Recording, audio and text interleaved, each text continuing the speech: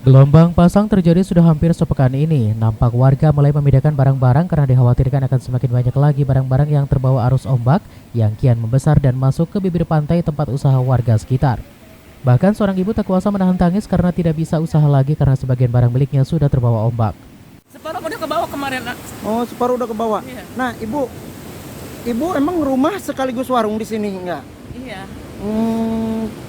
Ini hancurnya itu dari kapan, Bu?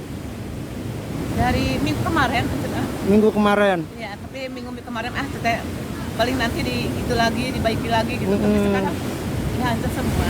Oke. Udah bisa jualan lagi. Warga lain, Bapak Maman, tampak masih nekat berjualan menggunakan gerobak untuk memenuhi kebutuhan hidupnya. Menurutnya air pasang terjadi pada pagi hari.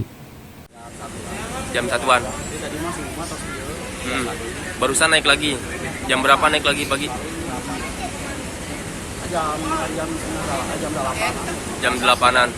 Berarti subuh sempat surut, naik lagi tadi jam 8. Sampai nyampe ke warung, Kang. Kenapa tetap nekat, Kang, jualan? Tadi kan Oke. Sementara petugas balai wisata tampak berjaga-jaga di dekat pos jaga yang hampir roboh di lokasi wisata tersebut. Dikhawatirkan ombak terus naik dan membahayakan warga dan pengunjung pantai. Dari Pelabuhan Ratu, Sukabumi, Muhammad Satiri melaporkan.